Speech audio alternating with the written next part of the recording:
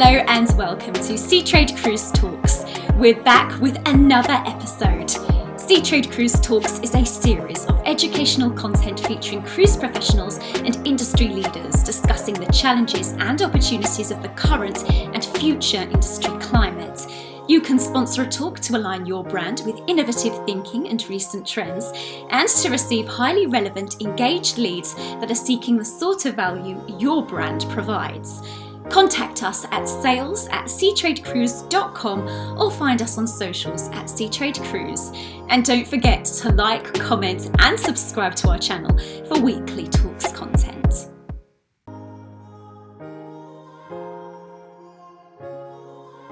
Good afternoon, everyone.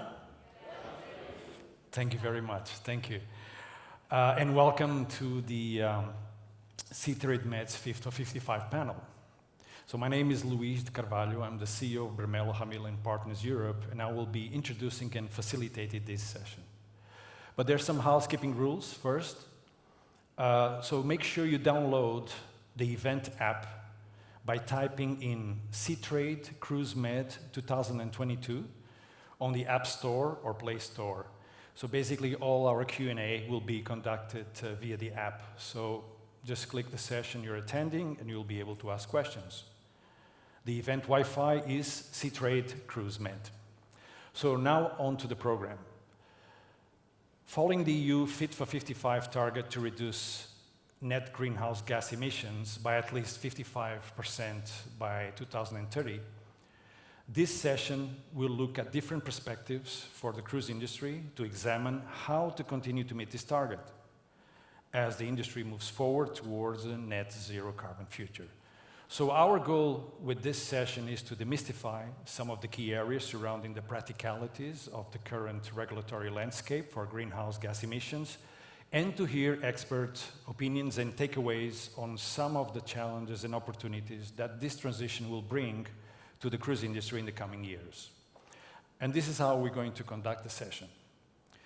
First, we'll start with an introduction from Martyn Griffiths, Director of Public Affairs at CLIA. It will be followed by a short presentation from Heino Now, Coordinator of International Blue Economy at the European Commission, for a further clarification of the scope of the Fit for 55s in the eyes of the Commission. And this will lead to a round table. It will not be your typical panel. We're going to do a round table amongst a great group of cruise industry leaders that we're honored to have on stage.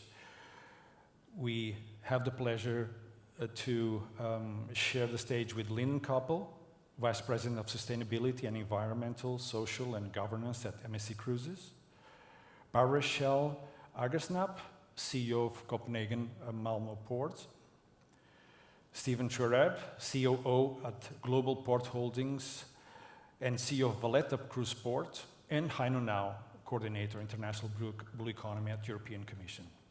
So we're hoping to have a good discussion and good questions as well from you. Please do ask questions. Again, it's a round table. We cannot have you all on the stage, but the bottom line is that we need the input for everyone if we're going to make this go right. And of course, we'll close the session with key takeaways and recommendations. So let's kick off, and I'm going to ask Martyn to come to the stage. Martyn, please.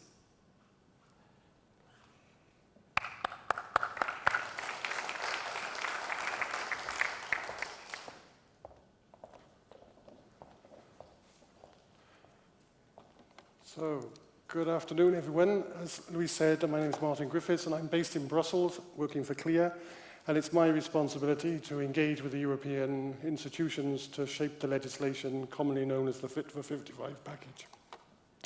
For those of you who are unaware of what the Fit for 55 package is, it's a huge and complex package of legislation, over 20 different instruments that are being discussed at the moment in all the European institutions.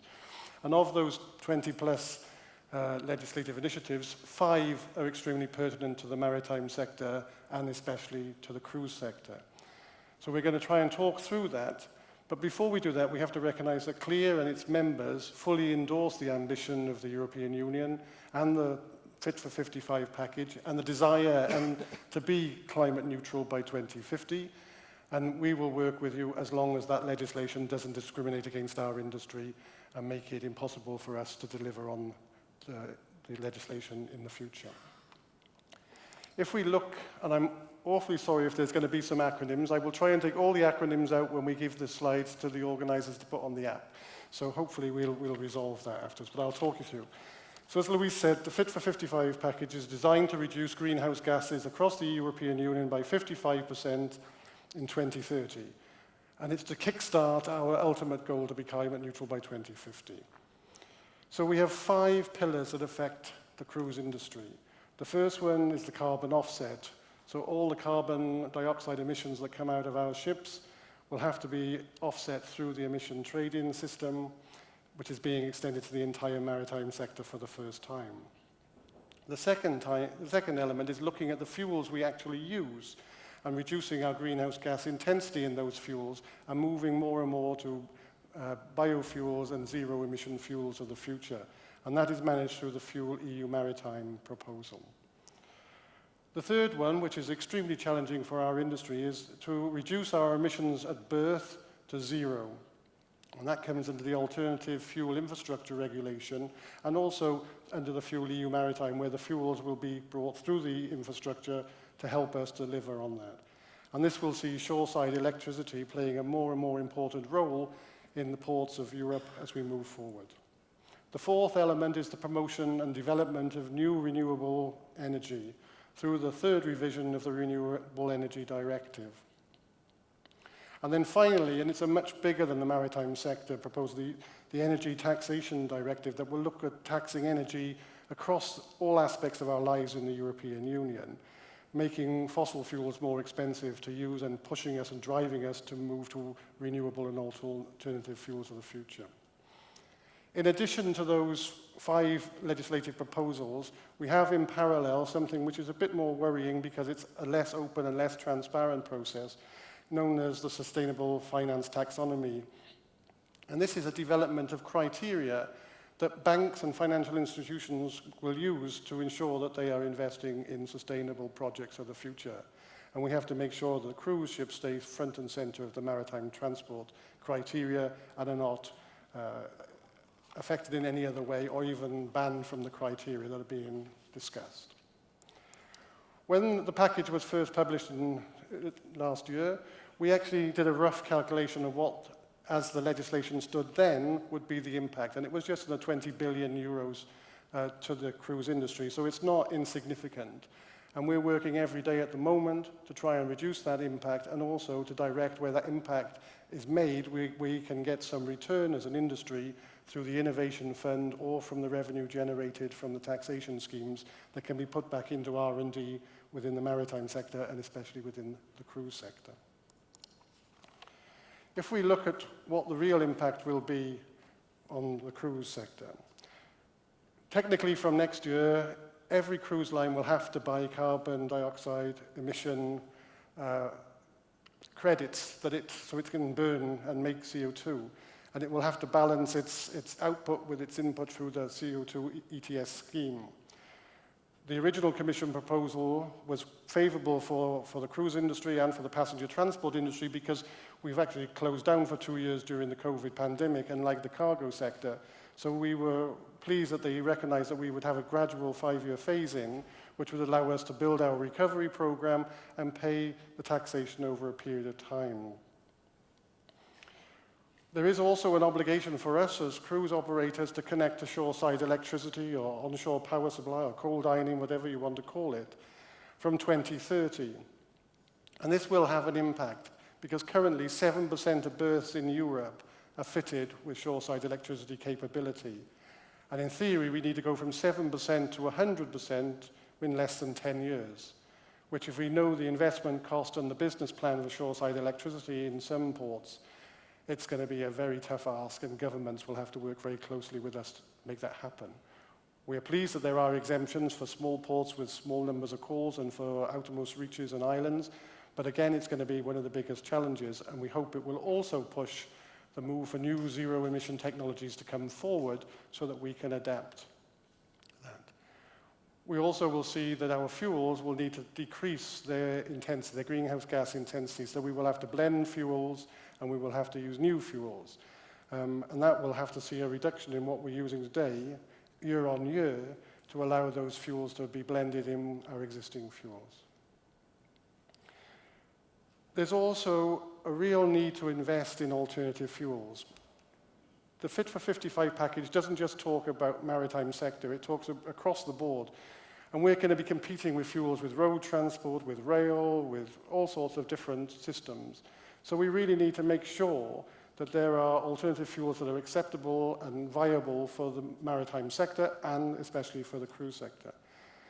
It doesn't seem a lot when we say we will need between 6 and 9% of our fuels today, but when you need to have 86 to 88% by 2050, that's a big ask for the fuel producers, and we need them to work with us very closely to make sure that happens.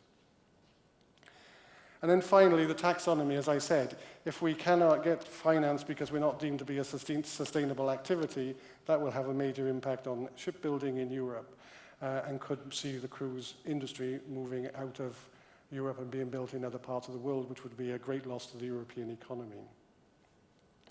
If we quickly look, the next 3 months of this year are actually going to be the key points when we see most of the legislation finalized. It's all moving through the different institutions, and it's becoming more political because we're coming to the place where each of the institutions comes together in a tripartite meeting to try and negotiate what they want to keep and what they're willing to give up out of their different positions. The emission trading system was originally planned to start from 2023.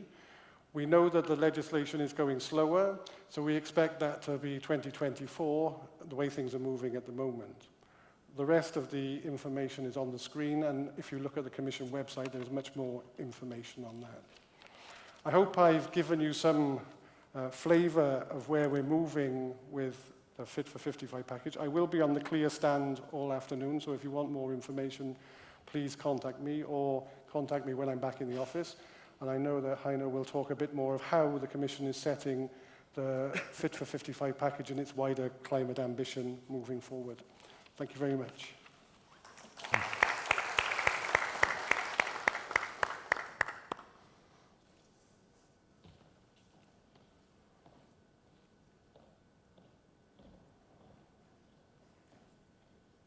Martyn, for your kind introduction. I think especially for demystifying all the acronyms. I think you have already steaming heads, I presume. What I want to do is, if I have my slides on, yes, is I want to visualize a little bit. I know that perhaps many of you are not so entirely familiar with the Fit for 55 package. I want to put it in context and a bit in perspective of the overall goals of the EU. I mean, you're certainly familiar with the European Green Deal, and Fit for 55 is basically part of what we call the EU climate law. The EU climate law writes into law the goals laid out or set out in the European Green Deal. And as you all know, Europe wants to become the first continent to be climate neutral by 2050. And here I show you a trajectory towards this ultimate goal. And if you look at the golden brown column, you see that transport will play a major role in achieving these goals by 2050. We came up with interim steps, the so-called EU Target Plan 2030, to cut back greenhouse gas emissions by 55%. And the Fit for 55 package is basically one of the instruments we use in order to achieve that goal. As already Martyn pointed out, I mean, 55 is not only maritime transport or waterborne transport. It's much more than that. And perhaps what Martyn didn't mention, which is, from my point of view, also a very important part, is the Energy Efficiency Directive. The Energy Efficiency Directive sets the goal to reduce energy consumption by 9% by 2030, with 2020 as a baseline. And I think these are, if you talk about use of energy and demand for energy, it goes along with decreasing energy consumption. Building up, of course, supply, but also decreasing the consumption. I think that's an important goal, but this applies to all industry sectors and not only to waterborne transport. I highlighted here in dark blue those directives, which Martyn already mentioned, that are relevant for waterborne transport. If I isolate these in red, you see all the acronyms Martyn already introduced, but added by two important areas which address funding and also international outreach. As you know, I mean, I don't have to explain that, we're not operating in an isolated space in the EU. It's also offshore where IMO rules apply. And the main goal we have internationally is to mainstream our standards and goals also in international organizations like the IMO. We know IMO is a bit of a slow mover, so we would like to raise the ambition level a bit and want to set standards, being first movers in this regard. Of course, talking about regulation here, I mean, the European Commission is always considered as a regulator or as an initiator of regulation, but we are much more than that. We are also a facilitator to implement these measures and a coordinator of dialogue among different players and stakeholders that are necessary to reach these goals. But last but not least, we are a major funder. The European Commission is also implementing the EU budget, 1 trillion, more than 1 trillion over 7 years.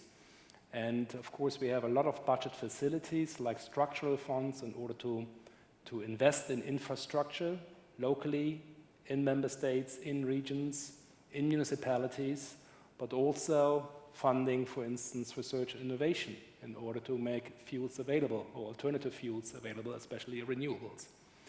I don't want to address, Martyn's concern about sustainable finance. I think that would be a good topic also for the panel to discuss, to demystify a little bit the fears that are around about sustainable finance not being transparent, etc.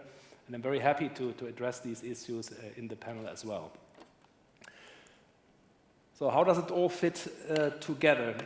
Perhaps what Martyn did not mention is that most of the legislation Martyn addressed is already existing. So what we did is we adjusted most of the existing legislation to the new goals we have, raising the ambition level and adjusted also the scope of the existing legislation. The only regulation or legislation that is new is really Fuel EU Maritime. So we had a lot of different strands of how to manage the situation of existing legislation, and we wanted to pull it together in an architecture, if you like. And this is basically creating an EU fuel ecosystem, controlling or influencing supply, demand, distribution, but also rapidly reducing greenhouse gas emissions. And this is how it fits together in order to make it complementary to a certain extent. So you have to see all these strings being related to each other, complementing each other in order to achieve the overall goals. I think I'll leave it at that in order not to consume time of the panel discussion. Looking forward to it. Thank you.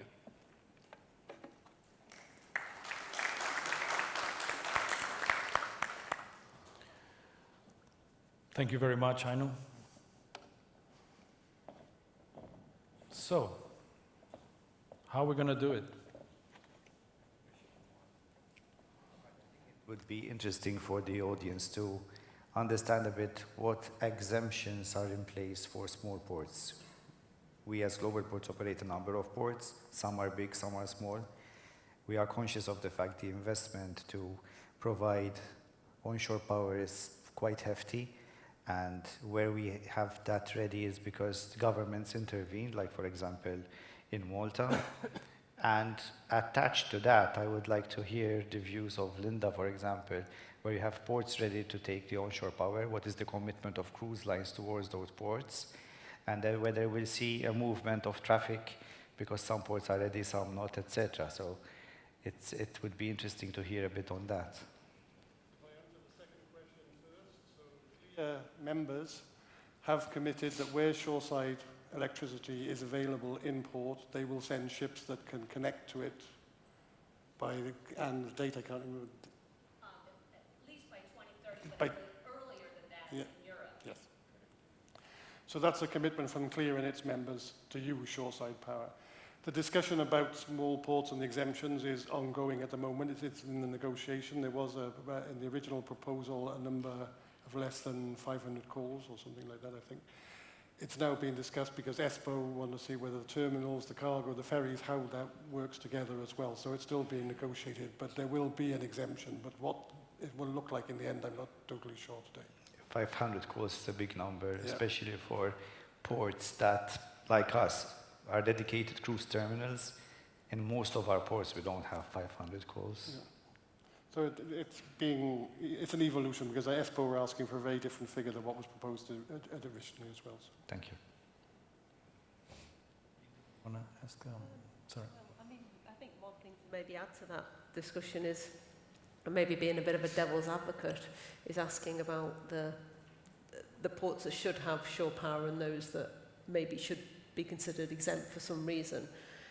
You know, there are a lot of small ports we go to. Is it really the right solution to have the shore power at those ports? And I completely understand their concerns when we don't necessarily go there all year. You know, it's a very difficult. We need a lot of power for our ships. We need a lot more than a cargo ship needs when it's at a port because we've got a hotel load that we need to maintain whilst at port. So that puts us in a very unique situation.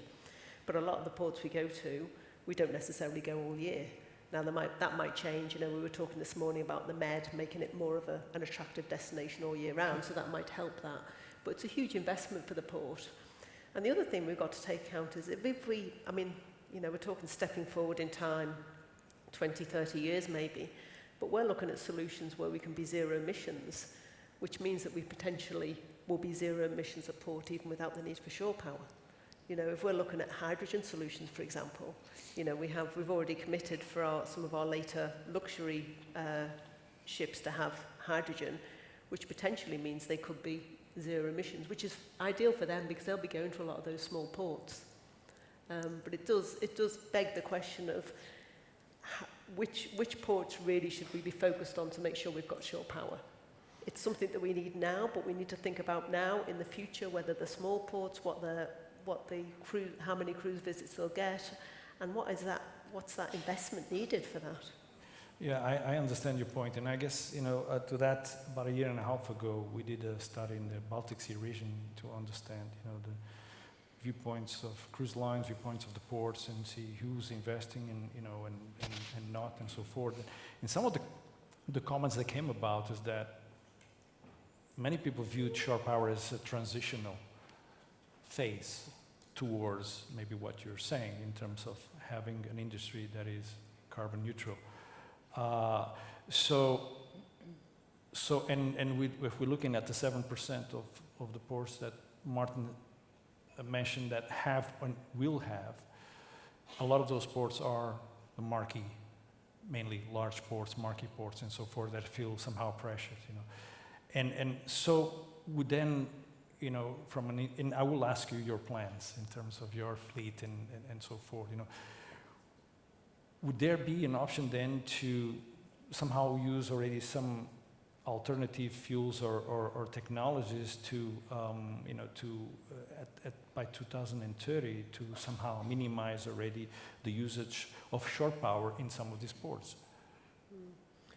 Well, I mean, you asked the big question about whether or not there'll be zero emissions fuels available by 2030, and then we get into that whole other discussion then about whether they'll be available then. And we just don't know the answer to that yet.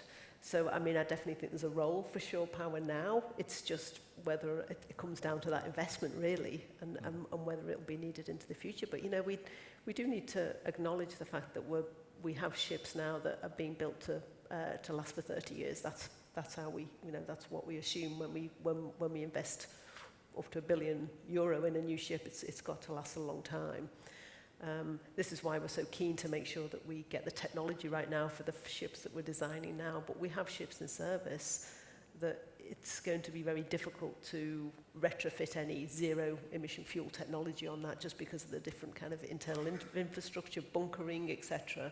that will be a challenge for us. So they're the ships that will still need some sort of fuel. Maybe it's an alternative sustainable fuel. You know, let's not forget the role of an alternative sustainable fuel in our industry for many years to come. You know, there's a lot of focus on aviation. Aviation is wholly focused on sustainable aviation fuel because at the moment you simply can't get that energy value out of anything else but a liquid hydrocarbon fuel. And it's the same for us, the way that we've designed our ships that are in operation now. They will still need that. And those sustainable aviation fuels, remember, they still have the carbon associated with them. So we still do have that issue. So we will still need shore power connectivity for those ships. But I think it'll be interesting just to talk to, you know, maybe Barbara about how she feels about the investment by some of the smaller ports and how she sees that working in terms of going forward. Yeah, well, we have committed to do a pretty large investment in Copenhagen. So we will be ready for all whatever shore power you need and probably a bit more as from 24.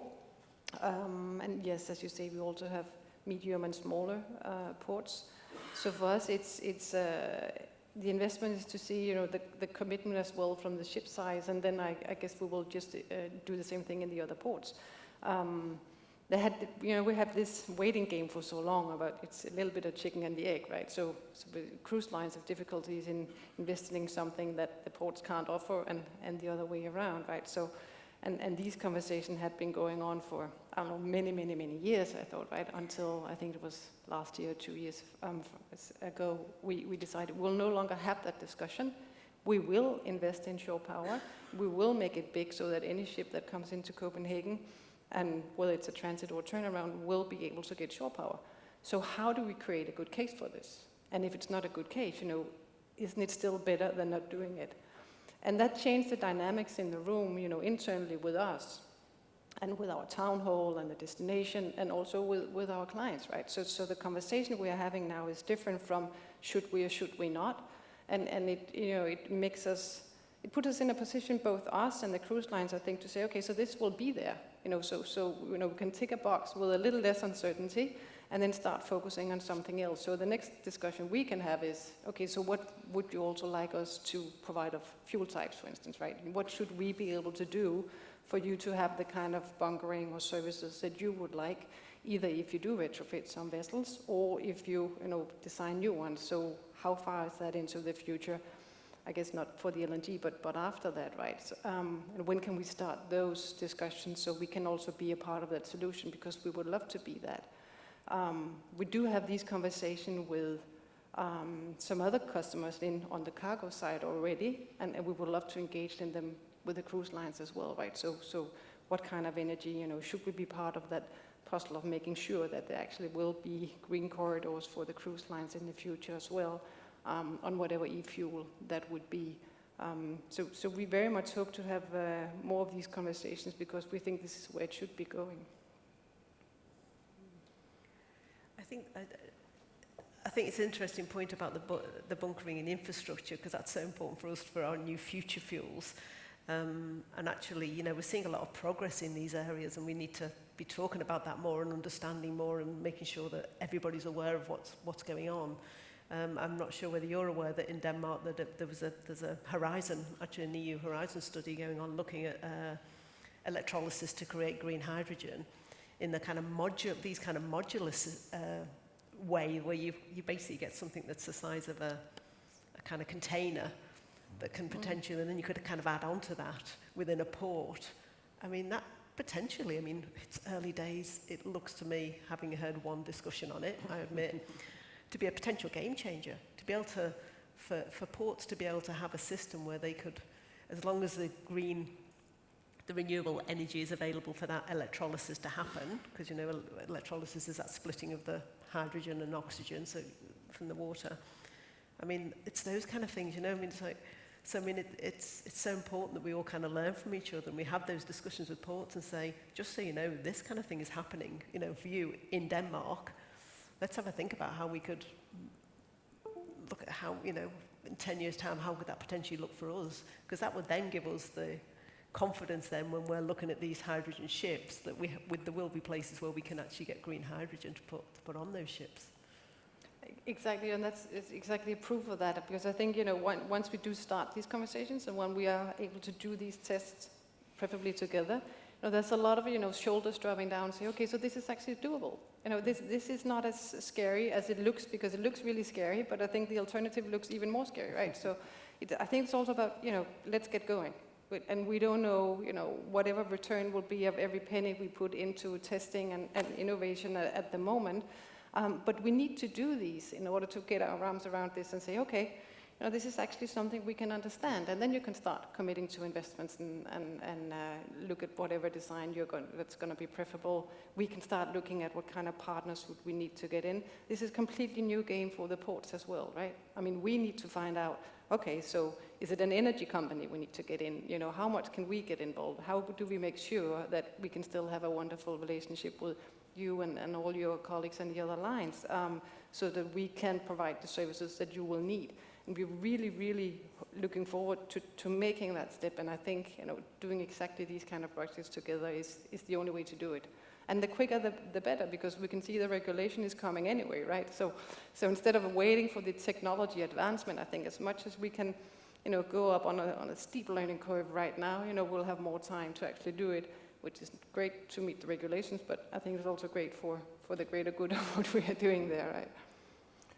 Thank you very much. Before I bring Stephen in, I just want to point out to the audience that, it has been, a couple of years we've been talking so much about shore power, but this transcends shore power. Shore power is one of the ways, but there's more alternative ways to tackle these issues.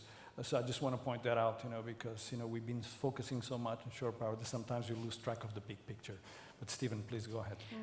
Yeah, I'm still coming back to shore power because we're looking at future technologies, but the target is now, 2030 is around the corner. I mean, Valletta, we will have all quays in the Grand Harbor ready in Q1 2023. But this was a leap of faith by government. We as private operator, we couldn't have done it because of the huge investment. And by the time the project was idealized, discussions with the electricity provider, actually discussing with the various private operators to lay the infrastructure, you're talking about a project of 3-4 years. So unless ports start doing something now, 2030, we won't meet these targets. And if we look what's happening now, how many ports in the Med can actually provide shore power by 2030? Or how many are actually looking at actively starting these projects? So there's a huge discussion and debate. We need to involve all stakeholders, us as private port operators, engaging with governments, engaging with CLIA, engaging with the cruise lines, and to see whether there is the appetite for this investment, where is the capacity in the community to cater for this excess demand, because there needs to be excess demand in the provision of electricity, and whether there will be the commitment of the cruise lines to visit those ports. And we are in a situation in Valletta, as I said, we have the shore connectivity ready in Q1 2023, but I don't have a service level agreement with government yet. I don't have a service level agreement with the electricity company. I don't know what I will be able to charge a cruise line, so I can't actively promote it. So the challenges are there. It's easier to talk about it, but then when to actually, act on it and bring it to fruition, it's quite challenging. I understand. I want to bring Aino in, because I mean the legislation is there, the directives and so forth, but was there any thoughts about how to support this from your side? I heard you say something about $1 trillion. What was that? Was that euros?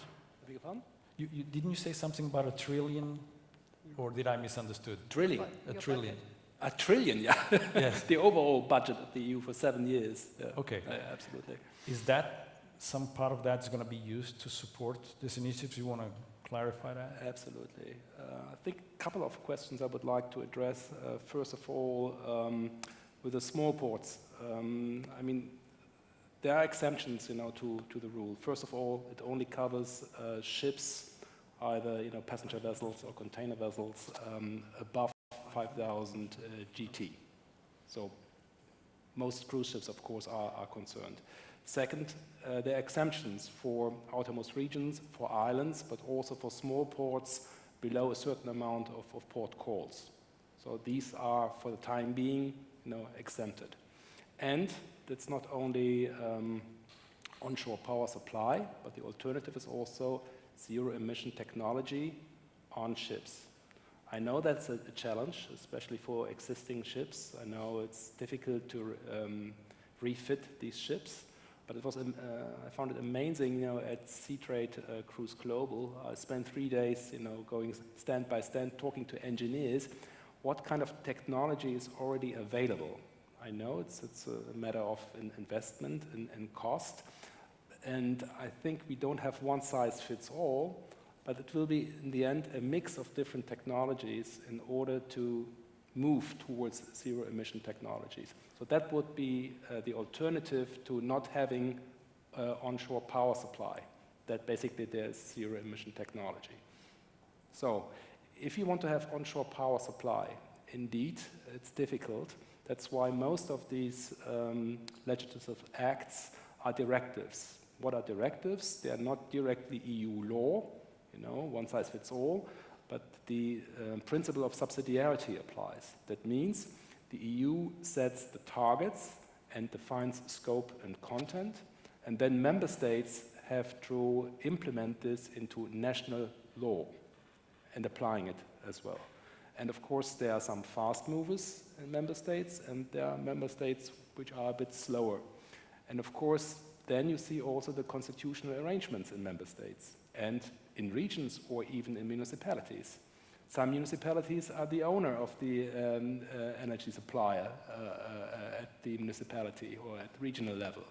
It's state-owned. Some are private-owned. So you have many stakeholders that have to cooperate in order to make this happen. So it doesn't make sense to blame only ports, but energy suppliers have to cooperate, regional administration has to cooperate.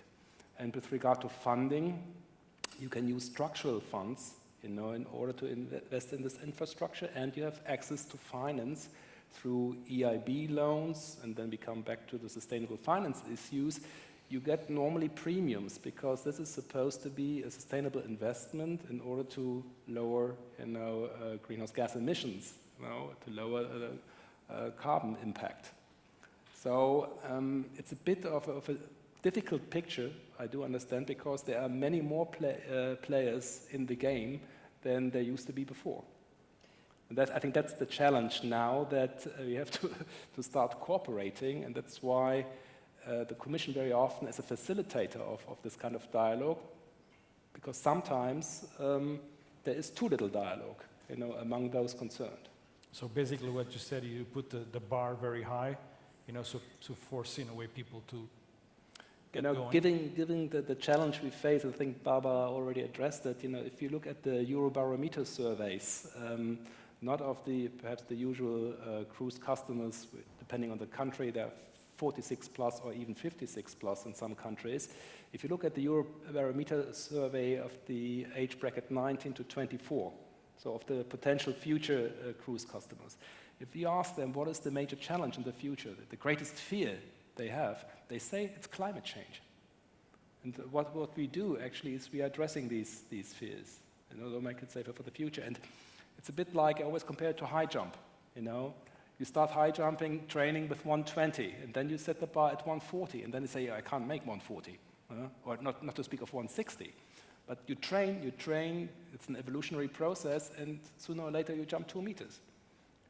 And given the amount of financial resources we put into this at all different fronts, infrastructure, research on different fuels, alternative fuels, on certain technologies to achieve this, I'm actually confident. I would even join Mr. Vago, in his statement. If we don't set these targets, we won't reach it anyway, because we are in our comfort zone. And unfortunately, we have to leave the comfort zone in order to make it happen, to reach these goals eventually. If I might, I totally agree, Heino, and thank you for the analogy. And I think I would love to hear from you, Lyndon, because you got expertise, knowledge from other industries also. Maybe you can talk a little bit about that, how consumer behavior changes, right? Because you have excellent experience from the airlines, so I think a lot of the passengers are more aware when they step into a plane, maybe than when they step into a cruise line of, will we see changing customer behavior there? I could be very curious as to that. But as to what you mentioned, I think, it's new and it's a huge crisis, and that's scary on two aspects, right? And I think, we have to put that behind us and say this is also an immense opportunity. And I think what is difficult in this opportunity is it's not straightforward, right? It's not just an easy to grasp business opportunity. It's something where we have to work together in a completely different way than we used to, across companies, across sectors, across different kind of, we need to work together in a completely different way than the interactions we used to have. But the equation for putting the business cases together are so full of unknown X's at the moment that the sooner we can start to fill them in, either with whatever regulation it's going to be, whatever the CO2 tax will be, how many ships will MSC have that's going to sail on, hydrogen, what will we be providing on shore power, any of, taking the mystery out of that, I think actually it's, A, yes, it's possible, but B, it's also something that will create new businesses for us. And I think that will be evident, when we become brave enough and actually, step into this and lean in and say, okay, we'll need to do it. It's pretty obvious, right? So how do we get about this in a way that A, is creating, the world we would like to be in, but also be, a thriving business going forward. As I do not see this as something that should be, fought in any way. I think it's something we should embrace and say, okay, it has to be done, so how do we do it in the most clever way? Yeah, I think the aviation industry took a very clear position a long time ago that they needed to look at an alternative hydrocarbon fuel. Their position is very clear right now. They talk about a little bit about hydrogen and that kind of thing, but really it's all about an alternative hydrocarbon. I think one thing about going back to our industry is that, whilst aviation has made I think a pretty decent job in terms of their advocacy, making their position very clear. It was really, I was in the industry before they joined the EU ETS, but it was really that became the regulatory requirement. I was trying to think, I would say the customer was the corporate customers and that they were kind of driving it. But it was really when the regulatory environment became more clear with the EU ETS, and then of course they went ahead through ICAO to develop the global CLIA scheme as their kind of commitment. But a lot of that is around sustainable aviation fuel. Heine, you mentioned about the kind of technology piece, and yes, I think we have much more opportunity within the shipping industry to look at many more technologies. We're very, very well aware of that. We're very aware of the fact that this technology is available, but of course you need the fuels to go with it. Of course, we need to make sure that we look at mechanisms to upscale infrastructure and bunkering and everything else. We will still need to find some sort of alternative to the liquid hydrocarbon fuel we need today. That's absolutely clear for the ships that we have in service. And even the ships that we're designing now are having to look at hybrid ones, so that if we go somewhere that doesn't have potentially in the future a hydrogen source available to it, an e-methanol source available to it, we'll still have to rely on traditional fuels that are available at that particular port. One thing with this Fit for 55 that's kind of interesting for me, and I'd like to get your opinion on, in the aviation industry, the equivalent to Fuel EU Maritime, Refuel Europe, is putting the requirement firmly in the hands of the fuel supplier through a mandate. Whereas our equivalent, the Fuel EU, doesn't make any requirements on upstream on the fuel suppliers. It's purely a penalty really for us if we can't find that fuel. So I'm wondering what was the kind of reason to make that very substantive kind of difference with the way that aviation is being treated to shipping? Now I'm assuming it's partly because we think, well, we can find new technologies and new fuels, but that's, we're still looking into the future for that. I I think I couldn't answer that because I was not responsible for designing it, devising it, but I could imagine, I think we had to set some targets as well, and it says it's technology neutral. You can use whatever technology in order to reach these targets as well. So I would have to go back, to my waterborne colleagues, in order to So it's probably a little difficult. So I apologise for putting you on the spot. But I think one thing I feel as if we're missing is something for to encourage the fuel providers to be able to look at this sustainable alternative fuel for us. I mean, it's sustainable aviation fuel in aviation, but for us, we still need some form of sustainable fuel. Yeah, but I want to bring in perhaps another perspective, because regulation is always seen as an obstacle. All of a sudden we are confronted with a hurdle, and we have to overcome this hurdle. I mean, regulation is only defining the framework conditions in which you operate. And I can tell you why I'm confident that these goals can be reached, because for the first time at Seatrade Cruise Global, I heard sustainability as a competitive advantage. The different cruise lines were using this in order to profile themselves and sell services. And that makes me confident, because that there will be market solutions, if you like, through competition, different cruise lines competing, providing the most modern ships, the most modern equipment, so that will be a sales argument.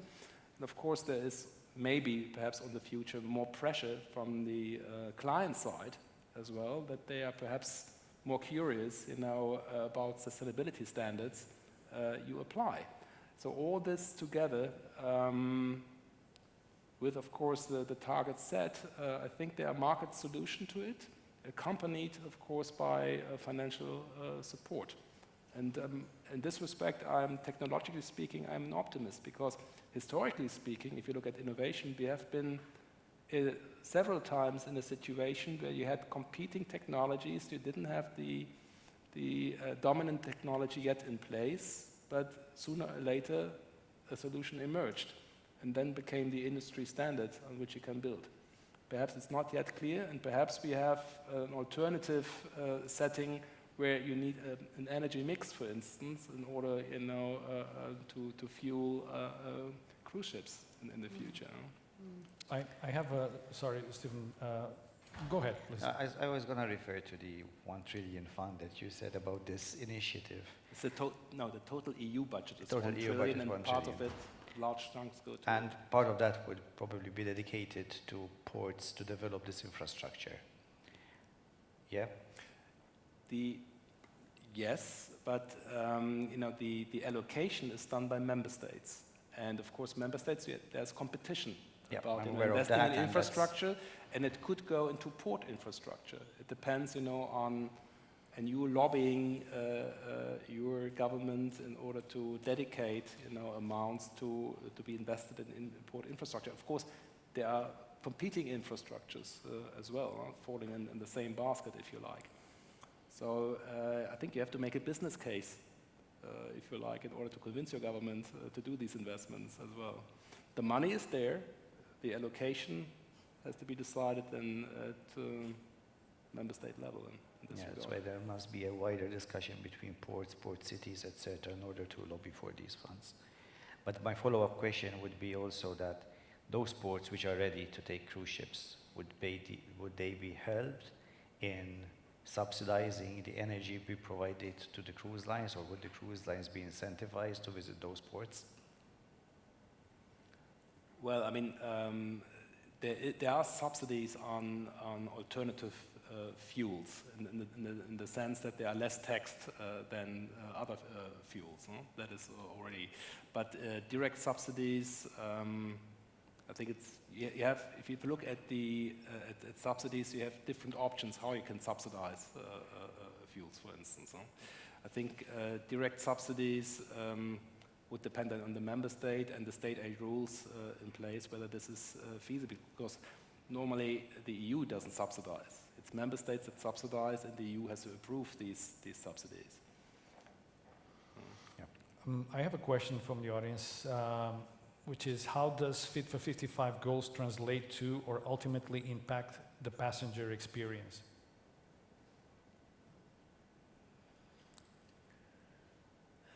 guess is the cruise line. Looking at you, Lyndon. Thank you for volunteering. We're not seeing huge drives from our consumer perspective right now when it comes to sustainability. I mean, our main drivers, in all honesty, is more the kind of the regulatory environment. That said, I think, you know, we have a growing number of discerning passengers or guests on board. I mean, and the awareness and concerns around environmental issues are inevitably going to grow. So I'd like to think that, you know, that those decisions will start being taken at some point in the future, where they'll start to look at factors such as, you know, how green is your cruise? You know, what sort of sustainability elements do you have to that? And we certainly want to do a lot more even on board now in terms of guest education. You know, I think that's something that we need to be trying harder at, is making sure that we're making our guests much more aware of these challenges that are facing us, how we're addressing those challenges. So actually, I think it's important for us now to start being a lot more proactive in terms of our messaging to our guests, because we want to use this as an educational experience. Of course, they're on holiday, so let's not forget that fact. That's a really important fact. But you know, I think there's an opportunity to message there and actually get them to be part of our journey. You know, not necessarily when it comes to deciding on what fuel and technology we have, but how they act on board the ship when it comes to aspects such as energy efficiency. You know, Right. we're putting a lot of energy efficiency measures. Energy efficiency is a big part of this. It's not going to get us to zero, but it's huge in terms of to help cope with the future fuels, the fact they'll need more bunkering volumes, capacity. You know, making ourselves much more efficient now is really going to help us on that decarbonisation journey, and also meet the IMO requirements. You know, the CII, EEXI. So energy efficiency is super important. And, you know, that's one way that we can get our guests involved now is by encouraging them, and, you know, the waste management practices on board, all the recycling we do, just letting them know how responsible really we're being right now, and what our kind of, let's say, our future journey will look like. If I can just add, sorry, Lynn, because I totally agree, and I think the other side of the guest experience is when they are on shore, right? So for us, it's going to be a great help the more green it's going to be, right? The part of the world we operate in, this is a big issue, right? So for the local citizens, it's more or less a demand now that anything, you know, we are involved in as a city, you know, has a sustainability agenda. And I think they totally buy into, you know, we won't have all the solutions tomorrow, but, you know, where is it going? And the day we can tell them, you know, we are doing this, for instance, now we're doing this with shore power, we're doing this with that, and so I think the guest experience, you know, while they're in the cities will also, or whatever destination they're at, will also be so much greater because they will be welcome. So we're also taking away some friction that otherwise, you know, may just be climbing. So the sooner we can do that, instead of having these very hard stops in, you know, is this a good experience or not? If we can have a more, you know, a steady flow of improvements, I think we can also overcome some of the debates that we feel, you know, at the destinations, right? And I know some are more radical than others, and I'm from a part of the world where this is, you know, definitely something we talk about, but I can only see that travel elsewhere down the road, right? So I think it will have a very direct impact also, you know, at shore, to be welcomed and not just be put in a bus and, you know, see everything through a window, right? So you can actually interact much more, which will go hand in hand with what we hear from most of the cruise lines. They want, you know, authentic experiences, want to interact with the locals. And for that to happen, I think we need to also be able to answer all those questions for the locals. Yeah, and that's something we're definitely seeing changes in terms of kind of guest behaviour. A lot of it is when they get off, they want, as you say, they want those authentic experiences, and we're using that as a means to try and build in kind of sustainability elements, whether it's, you know, hybrid or electric shuttle buses into the cities, and providing more experiences that decentralise the main tourism spots, etc. So yeah, that is, you're right, that's an important element too. Yeah, I think the question makes us understand that sustainable cruise is much more than just, you know, carbon neutrality. Addresses, you know, circular economy, pollution, waste management. Most of it is actually invisible for the average customer on board, and that, I think that's why client education is absolutely vital, both onshore and offshore. And not to mention, destination management, managing tourist flows, onshore. That's also important. I think that was addressed today. So if you look at the European Green Deal as the overall frame, all these issues are addressed, and sustainable cruise is just much more than only Fit for 55. That's all different fronts. Perhaps the other challenges are more easily to be addressed because technologically that's rather easy to sort out. I mean, you have already a lot in place, and there's available technology, and refitting ships is rather easy. And I think what the customer sees is perhaps no plastic straws in their drinks in the end, but what is invisible, inside the ship, there's a lot of things going on which we much appreciate in this regard. Absolutely. I have a couple of interesting questions here, and I will try to tie them in, to make it a little bit more interesting. So, well, one of them is to identify where is the biggest obstacles, for Fit to 55, and in that sense, you can add, the energy crisis in Europe, okay, if that is going to be an obstacle to meet the timelines. And the other thing is, like, what is the worst scenario possible? Well, while you think about that, Heino, I think I understand some of the maybe frustrations or curiosity that's behind some of those questions, because I think, when we all, if you zoom out a little bit, right? I mean, regulations right now on energy it's much more than how do we become sustainable in cruise lines, which is relatively small number of vessels, if we zoom out a little bit, right?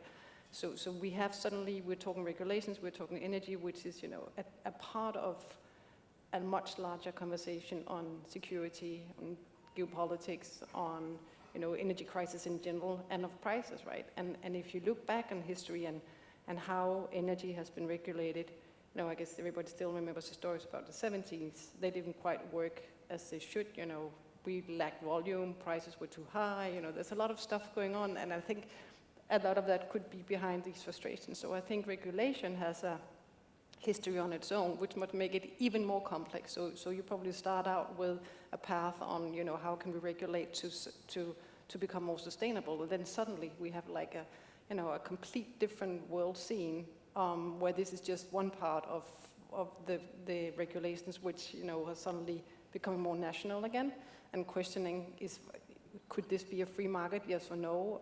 And that adds to the conversation we were having before, so where does this go? What kind of energy should we actually put our money behind, right? What is it that we're doing? So I think we should also allow a bit of frustration, on that, because these are really, really difficult questions. And I think the only way to overcome them is that we actually engage in saying, how can we help solve bigger issues? Not that our own is not big as they are, but exactly, how can this become maybe additionalities? I mean, how can we add more energy? How can we actually create what you need instead of taking it from somebody else as we are afraid of with the shore power? How can we make sure that when we do something, we actually create more electricity at the same time, so we become a part of a bigger solution? And I think that's where our opportunity is. And unfortunately, that's just at a time frame right now with the crisis we have in Europe that it's interesting and very challenging. Absolutely, fully agree. I mean, I would like to distinguish between short-term and mid-term, long-term. Short-term, of course, the energy crisis caused by the conflict in the Ukraine is causing a lot of headache. How to overcome this, by substituting Russian gas and partially also oil from other suppliers. But each crisis also offers an opportunity. What I see on a daily basis, this is a major push for renewables. I mean, it's amazing. For instance, the biggest member state, Germany, they publish on a daily basis their energy mix. And it's quite fascinating to see, how, wind power, solar energy, water energy, they increase on a daily basis almost their contribution to the energy mix. I think this crisis is also a major push, to invest more and larger sums into renewable energy. And of course, I mean, if you talk about, cruise, the bridge fuel is currently LNG. But on the long run, do you want to have LNG, gained through fracking? Is that the solution we are aiming for? Certainly not. Huh? I mean, that would be a zero-sum game, and we want to have net gains overall. Well, we've always said that for us, LNG and by its nature is, because it's a fossil fuel, we see it as transitional, but it's enabled us to develop that infrastructure on the ships, completely different design of ships, different bunkering, storage capabilities, different delivery systems, to enable us to look at a bio or synthetic LNG. I mean, that's the kind of pathway we see hopefully happening, in terms of a kind of worst case situation, is that these alternative fuels don't come to fruition, or they're there, but the maritime industry can't get its hands on the quantities that it needs. We need to be able to kind of ring fence that for a hard to abate sector. I mean, should it go into a land transport which might have other alternatives, or should it be given to the sectors where it's much more difficult? That's the kind of question, and that's again going back to aviation. That's exactly what they're saying.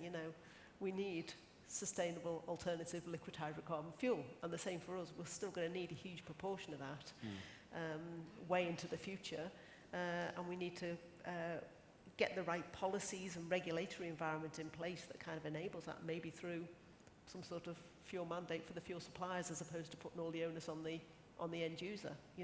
That's what we'd like to see more of. And then the other, in terms of the question about the kind of challenges, we're looking at fuel cells now, for example. The LNG ship is enabling us to test fuel cell technology, which we can't do with traditional fuel, but we can with LNG, with a view to then that using hydrogen as soon as hydrogen's available, we could potentially use that. But of course, the risk is that green hydrogen going to be available in the ports we need it? And we will have to, in the future, there may be time where we'll have to look at our itineraries, where we go, and favouring places that have got the fuels available to us. So I guess that does incentivise the ports to then start looking at these technologies if they're relying particularly on the cruise industry, But yeah, it's a difficult one for us, because we're having to start looking at and investing in that technology, but not knowing where the future's going to be in terms of the availability of these green alternatives. Yeah, one of the questions is actually, how can the EU boost the use of bio-LNG? We do substantially. At all different fronts, I mean, that is already cast in iron in this regard. So maybe Michael Arts, maybe you can have a chat with Heino, and he'll fill you in on all the details. Good. So we're coming to the end. Hello? Hello. Yes. Good. Thank you so much. We're coming to the end of our session, and again, I just want to clarify that when we set up this session, we were not. We were aware there's a lot of question marks. There's a lot of things that still need to be researched, agreed, and discussed, and so forth. But what our goal again was to try to demystify as much as possible, and getting a little bit more in, because it will take more of these discussions. Again, as you noticed, this was not your typical panel; it was more of a round table. And thank you so much for your participation as well with questions. But again, this is how it has to be, as Barbara mentioned, when talking with Lyndon, and I'm sure you guys are going to get together and somehow, work out how you're going to cooperate, because, MSC is a great client of CMP, not only for cruise, but also for containers, you see. So what I could see here is there's some definitely areas to cooperate. There's more players to come in the picture. But in the meantime, for us to close, I would like to ask each of you for some closing statements or key takeaways, some recommendations, something that would you like to convey to this gracious audience. Barbara?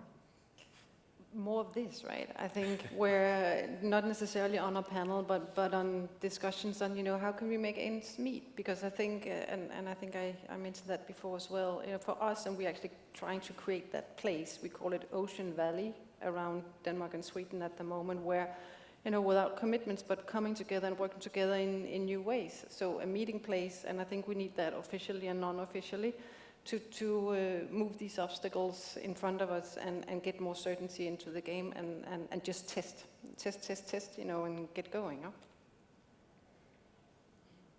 Fully agree. I think the entire process needs more stakeholders involved than being presented here at this panel. I think it's a new exercise, and I think cooperation. That is cooperation and facilitation. That's basically the keywords I would like to share. But cooperation in a more practical terms. Among with stakeholders, results. and then facilitated by governments or the EU, by access to finance, which we haven't addressed yet, Martyn, later on. And yeah. Thank you.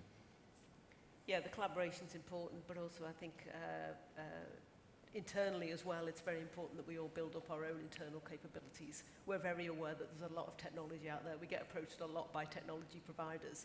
We need to also make sure that we have the internal bandwidth to be able to really look and assess all these new technologies. So I think as well as collaborating, we all need to make sure that we look inside our own business as well and say, have we got the skills that we need? And actually make ourselves an employer of, an industry of choice for new talent. I mean, we've got to make sure we get the right people into our business. This is a massive journey we're on. And, if we can get the right people in, the right people with the talents that are needed and the enthusiasm, we've seen that enthusiasm now coming from the top. I'm so pleased that our senior management are talking competently and comfortably about this subject. Now we need to make sure that we build up that internal competence. Secondly, just to mention that any rules and regulations, the regulatory environment and everything needs to make sure that it's fair, it's equitable, and it keeps reminding itself that we are a hard-to-abate sector, and we're also a very unique sector that needs to have very unique solutions.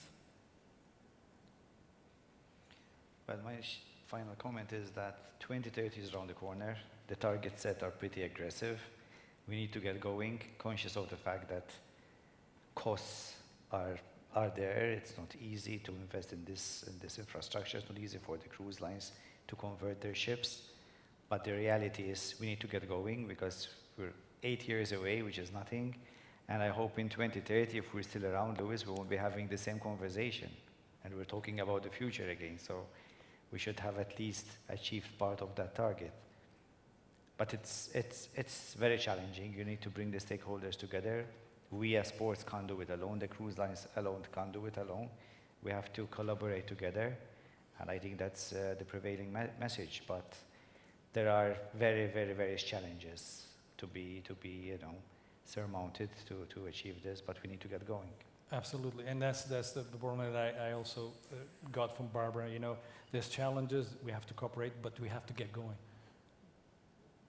And we need to work out how to get going and get the right partners around the table and just, set some targets and move. Thank you very much. And I just want to close this, discussion by a personal remark of mine. Basically, the bottom line is that if we want to have a cleaner planet, we cannot expect just that the companies, the entities, and governments do all the work. It is our responsibility to also contribute to a cleaner planet. So that means that what we consume, how we recycle, what we drive, how we conduct ourselves, how we conduct business, and what is the example that we give to our children. So basically, while I hope that this session has helped to clarify some of the matters, as I mentioned before, I want to leave you with those last thoughts, that what can you do in order to contribute for a cleaner planet? Ladies and gentlemen, thank you very much for attending, and thank you to our great panel.